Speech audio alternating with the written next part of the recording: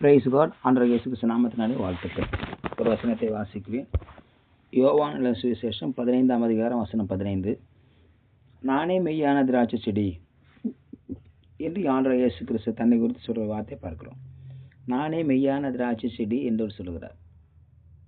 ஆகவே திராட்சை செடியாக இருக்கிற அவர், திராட்சை செடிக்கு வேர் இருக்கும். திராட்சை செடியானது வேரிலிருந்து தண்ணீரை எடுத்து சத்துக்களை எடுத்து அது செடியாக அது வளர்கிற, செடியாக தன்னை நிறுத்திக் கொள்ளுகிற ஒரு சூழலை பார்க்கிறோம். ஆக மெய்யான திராட்சை செடியாக இருக்கிற அந்த செடியில் கொடிகள் படரும், கொடிகள் இருக்கும்.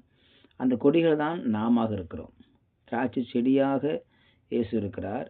செடியோடு கூட இருக்கிறதா கொடிகளாக நாம் இருக்கிறோம். அது விசுவாச மக்களை குறிக்கிறது, அல்லது தேவனுடைய பிள்ளைகளை குறிக்கிறதாக இருக்கிறது.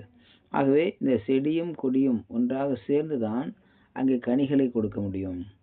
செடி மாத்திரமல்ல, செடியோடு கூட இருந்த கொடிகள், இலைகள், அதிலிருந்து வருகிறதான பூ, மொட்டு மற்றும் காய், கனியாக வரும். கனி கொடுக்கிறதை பார்க்கிறோம். அது கனி கொடுக்கிற ஒரு மரமாக அல்லது கனி கொடுக்கிற ஒரு செடியாக இருப்பதற்கு காரணம் திராட்சை செடி தான், கொடிகள் அல்ல. காரணம் திராட்சை செடி தான் வேரிலிருந்து ஊன்றி வருகிறது. வேரிலிருந்து அது தண்ணீர் இழுக்கிறது. வேரிலிருந்து அது சத்துக்களை உறிஞ்சுகிறது. வேர் இல்லாவிட்டால் செடியானது ஆழமாக போக முடியாது. சத்துக்களை உரியாவிட்டால் செடி வளர முடியாது, கொடிகள் வளர முடியாது, அதிலிருந்து பழங்கள் உண்டாக்க முடியாது. அப்போது முக்கியமான காரியம் என்ன, முக்கியமான காரணம் என்ன என்று சொன்னால் இந்த செடியில் இருக்கிற வேறு தான் என்று பார்க்கிறோம். ஆகவே இயேசு கிறிஸ்துவோடு கூட நாம் இணைகிற பொழுது மாத்திரமே, அந்த கொடி இணைய பொழுது மாத்திரமே, தேவனுடைய பிள்ளைகள் தேவனுடைய இணைகிற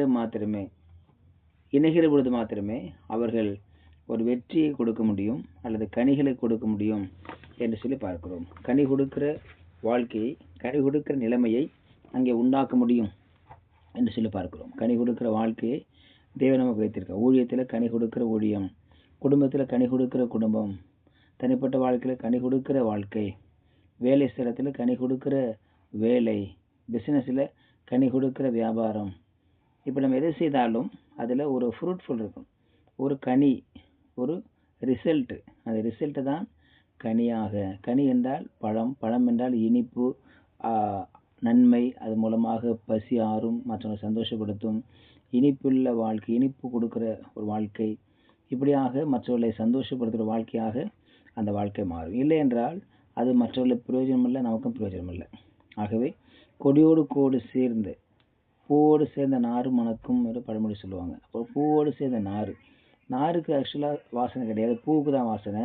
அந்த பூவோட நார் எப்பொழுது சேருகிறதோ அப்பொழுது அந்த நாருக்கும் சேர்ந்து பூ வாசனை வந்து விடுகிறதை நான் பார்க்கிறோம். இரண்டும் இணைந்து அங்கே ஒரு வாசனை கொடுக்கிற காரியமாக மாறும். ஆகவே இந்த செடியிலிருந்து கொடிகள் அங்கே படர்ந்து வருகிற பொழுது அது மாபெரும் ஒரு ரிசல்ட்டை கொடுக்கறதாக இருக்கிறது, அது பலனை கொடுக்கறதாக இருக்கிறதை பார்க்கணும். தனியாக ஒன்றும் செய்ய முடியாது. ஆகவே சொன்னார், நான் இல்லாமல் உங்களால் ஒன்றும் செய்ய முடியாது. நான் இல்லாமல் தனியாக நீங்கள் எதையும் செய்ய முடியாது. ஏதோ ஓடலாம், ஓடிடலாம், உங்கள் இருக்கிற பலத்தில் வச்சு நீங்கள் எதை பண்ணலாம். ஒரு மீனை பார்த்தீங்கன்னா, அந்த மீன் தண்ணியிலேருந்து அதை எடுத்து தரையில் போட்டால் கொஞ்ச நேரம் அது துள்ளும், இங்கிட்ட துள்ளும், மேலே எகிரி வரும்.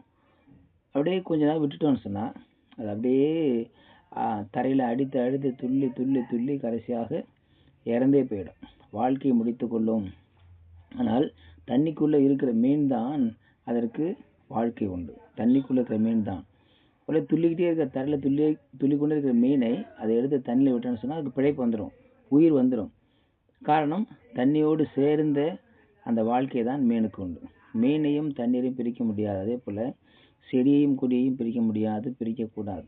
அப்படி பிரித்து விட்டால் இது கனி கொடுக்காமல் போய்விடும் என்று சொல்லி பார்க்கிறோம். ஆகவே கனி கொடுக்கிற வாழ்க்கைக்கு தேவை செடியோடு இணைந்து போகிற வாழ்க்கை, இணைந்து ஓடணும். தேவனோடு கூட, இயேசுவோடு கூட, கர்த்தருடைய வார்த்தையோடு கூட இணைந்து ஓடுகிற பொழுது நாம் கனி கொடுக்கிற ஒரு வாழ்க்கையை வாழ முடியும்.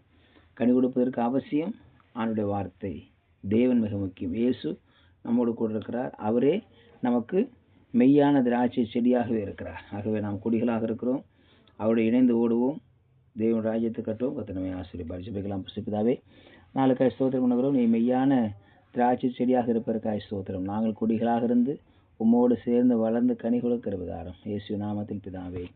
ஆமேன். ஆமேன். You will be succeeded.